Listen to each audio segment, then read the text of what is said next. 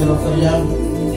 म्हणा सर्वांनी आता स्वागतम बुद्ध बोधिसत्व डॉक्टर बाबासाहेब आंबेडकर या ठिकाणी जमलेले सर्व बौद्ध उपासक उपासिका बालक आणि बालिका या ठिकाणी विश्व शांती बुद्धविहार या सगळ्या उपासक उपासिकांनी भिक्खू संघाला या ठिकाणी निमंत्रित करून त्यांना सुंदर असं भोजन देऊन या वर्षवासाच्या कालामध्ये आपण फार मोठं पुण्यसंचय केलेला आहे आणि वर्षवासाच्या काळामध्ये जेवढं काही आपण पुण्य अर्जित कराल तेवढी आपल्याला या ठिकाणी सुवर्ण संधी आहे. त्या सुवर्ण संधीचा लाभ घेऊन अशाच प्रकारे आपण भिक्खू संघाला या निमंत्रित करून या ठिकाणी सुंदर असं भोजन देऊन महान पुण्य संपादन केलेलं आहे. म्हणून या ठिकाणी मी पवित्र अशा भिक्खू संघाला त्रिवार अभिवादन करतो आणि या ठिकाणी जमलेले सर्व बौद्ध उपासक उपासिका बालक आणि बालिका आहे. आज आपण या ठिकाणी यासाठी जमलेला आहात की या ठिकाणी भिक्खू संघाला सुंदर असं भोजन देऊन या कार्यक्रम आपण आयोजित केलेला आहे. तेव्हा या कार्यक्रमामध्ये शेवटचं त्या ठिकाणी दुसरं पर्व आहे धम्मदेशना आणि म्हणून आपण या ठिकाणी धम्मदेशना ऐकण्यासाठी या ठिकाणी उपस्थित झालेला आहात. म्हणून मी असे एकदा आपल्याला 3 वेळा बुद्धं नमामि धम्मं नमामि म्हणायचं जोराने जरा म्हणा. साधू जमलं नाही का जरा मोठ्या म्हणा. पत्र धड धड वाजले पाहिजे.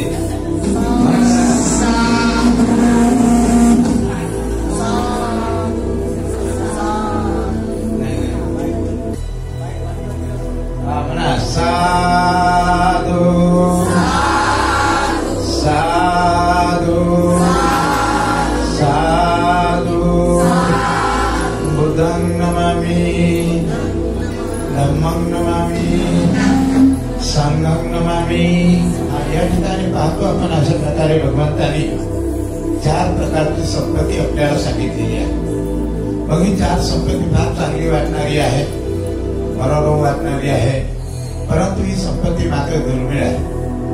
म्हणून ही संपत्ती कशा प्रकारे आहे, कोणती संपत्ती आहे, म्हणून या ठिकाणी भगवंतांनी सांगितलं की अशा प्रकारे भगवंताला दुसऱ्यांदा अनाथपिंडी गृहपतीला संबोधित करताना भगवान बुद्ध म्हणाले की हे अनाथपिंडक महाश्रेष्ठी, या जगात 4 बाबी अशा आहेत की ज्या इष्ट भल्यासाठी असतात आणि मनोरम असतात व चांगल्या वाटणाऱ्या सुद्धा असतात, परंतु जगात मात्र त्या दुर्मिळ असतात. त्या 4 बाबी ह्या आहेत. म्हणून खरं तर ते 4 बाबी ज्या आहेत ते खरोखरच चांगल्या बाबी आहेत आणि त्या ज्येष्ठ आणि इष्ट आहेत आपल्या भल्यासाठी आहेत, परंतु मात्र त्या मनोरम सुद्धा असतात, चांगल्या सुद्धा वाटणाऱ्या असतात, परंतु जगात मात्र त्या दुर्लभ असतात. दुर्लभ यासाठी असतात की आपल्याला जर त्याचा मतलबच नाही समजला तर त्याचा अर्थ आपल्याला न समजल्यामुळे खरोखर त्या दुर्लभ असतात. धर्म धर्म तो सब कहे धर्म ना समजे कोई, शब्द विचारा क्या करे अर्थ ना समजे कोई. ते या अर्थाप्रमाणे आपण याप्रमाणे हे दुर्लभ असतात आणि त्या 4 बाबी ज्या आहेत त्या दुर्लभ आहेत. धर्मानुसार मला योग्य वस्तूची प्राप्ती हो, काय म्हटलेलं आहे की धर्मानुसार मला योग्य वस्तूची प्राप्ती हो ही पहिली बाब आहे.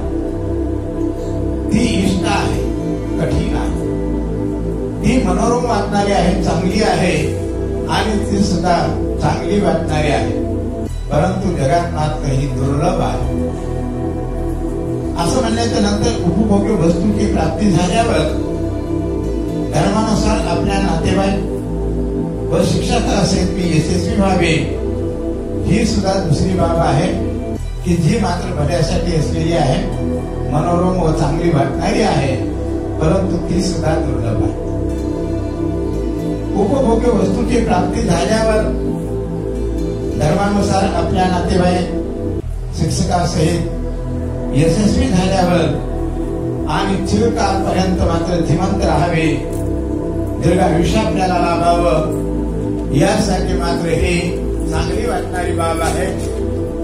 आणि अशा प्रकारे दीर्घ आयुष्य जगावं अशी तिसरी बाब आहे जी मात्र इष्ट आहे, मनोरम आहे व चांगली वाटणारी आहे, परंतु जगात मात्र ती दुर्लभ आहे. उपभोग योग्य वस्तूची प्राप्ती झाल्यावर, धर्मानुसार यशस्वी झाल्यावर आणि दीर्घ आयुष्य असल्यावर मरणानंतर सुगती प्राप्त व्हावी, सर्व लोकात उत्पन्न व्हावे, ही चौथी बाब आहे, जी मात्र इष्ट असते, मनोरम असते व चांगली वाटणारी सुद्धा असते, परंतु मात्र ती जगात दुर्लभ असते. तेव्हा भगवान बृहस्पती ला उद्देशून सांगतात की हे बृहस्पती, या 4 बाबी इष्ट असतात, मनोरम असतात व चांगल्या वाटणारे असतात, परंतु जगात मात्र दुर्लभ असतात. ह्या चारीच्या प्राप्तीचे 4 साधन आहेत. हे जे 4 साधन आहेत, हे त्या प्राप्तीचे मात्र 4 साधन आहेत. याला जर आपण अशा प्रकारे शुद्ध ठेवलं, याला परिपुष्ट केलं, तर हे जे 4 साधन आहेत, हेच त्याची उपलब्धी करण्याचे एक साधन आहे. मग कोणतं साधन आहे? तर भगवान बुद्धांनी 4 सांगितले की पहिला आहे श्रद्धा. श्रद्धा हे मनुष्याचं फार मोठं बळ आहे, ताकद आहे. कशावर श्रद्धा असली पाहिजे? तर भगवान बुद्ध म्हणतात की अशा प्रकारे बुद्ध धर्म आणि संघावर आपली अतोनात श्रद्धा असली पाहिजे. दुसरा आहे शील संपत्ती. भगवान बुद्ध म्हणतात ज्या घरामध्ये शीलाचं पालन केलं जातं, वास्तविक पाहता त्या घरामध्ये देवता वास करतात. परंतु ज्या घरामध्ये शीलाचं पालनच केले जात नाही, त्या घरामध्ये मात्र वास्तविक पाहता राक्षस वास करतात आणि त्या घरामध्ये कधी सुख शांती नांदत नाही. आणि तिसरी संपत्ती आहे त्याग संपत्ती. आपण पाहतो वर्षवासाच्या पर्वामध्ये अनेक प्रकारचे उपासक पद्धतीला बोलून आपल्या घरी भोजन घेतात, परित्राण पाठ घेतात. त्याचं कारण हेच आहे की या वर्षवासाच्या काळामध्ये, या पर्वामध्ये आपण जास्तीत जास्त पुण्य संपादन करू, जास्तीत जास्त अशा प्रकारे पुण्य अर्जित केलं पाहिजे. यासाठी आपल्याला या 3 महिन्याच्या वर्षवासा काळामध्ये आपल्याला ही सुवर्ण संधी आहे. परंतु या सुवर्ण संधीचा जर आपण फायदाच नाही घेतला, तर स्वर्गाचा दरवाजा मात्र कसा साफ होईल, तो काट्या कुट्याने भरल्या जाईल. म्हणून अशा प्रकारची सुवर्ण संधी आपल्याला आहे. म्हणून आपल्याला त्याग संपत्ती असली पाहिजे. आपल्या जवळची वस्तू दुसऱ्याच्या हितासाठी देणे, याला दान म्हणतात, याला त्याग म्हणतात. आणि चौथी आहे प्रज्ञा संपत्ती.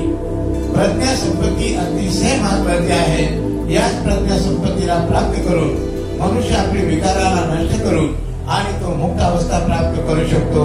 यासाठी ही प्रज्ञा अतिशय महत्वाची आहे. आणि प्रज्ञा म्हणजे ज्ञान, हुशारी, अक्कल. आणि म्हणून ही प्रज्ञा सुद्धा ही आपली फार मोठी संपत्ती आहे. भगवान बुद्ध बृहस्पतीला सांगतात की बृहस्पती श्रद्धा संपत्ती कशाला म्हणतात?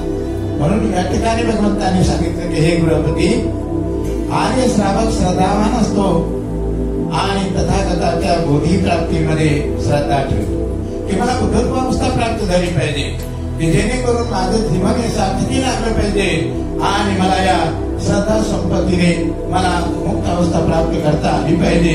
असेच आहेत ते भगवान अनंत सम्यक संबुद्ध, विद्याचरणाने संपन्न, उत्तम गती प्राप्त, सर्व लोकांचे ज्ञाता आणि भटकलेल्या लोकांना योग्य मार्गावर घेऊन येणारे सारथी, देवता आणि मनुष्याचे शास्त्र आहे, आचार्य आहे.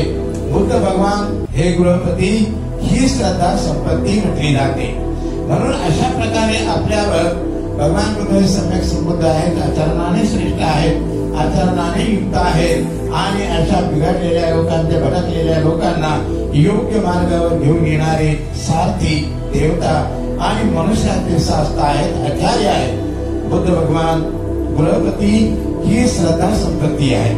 म्हणून अशा प्रकारे श्रद्धा संपत्ती आपल्याला जतन करायची आहे. तिला मात्र अशा प्रकारे पुष्ट करायचं आहे, तरच आपल्याला पुढे चालून ते कल्याण होईल. तेव्हा भगवान बुद्ध दुसरी गोष्ट सांगतात की म्हणतात हे बृहस्पती, शील संपत्ती कशाला म्हणतात? आपण पाहतो की आपल्याला स्त्रीशरण प्रथम दिलं जातं. याच्यासाठी दिला जातं की आपण कोणत्याही प्राण्याची हत्या करू नये, चोरी करू नये, व्यभिचार करू नये आणि अशा प्रकारे व्यर्थबडबड करून चाले सगळ्याचे कामं करू नये आणि मादक पदार्थाचं सेवन करू नये. यासाठी आपल्याला प्रथमच शील दिलेलं जातं. म्हणून शील हे सर्वप्रथम काय आहे? धर्माचा पाया आहे, नीव आहे.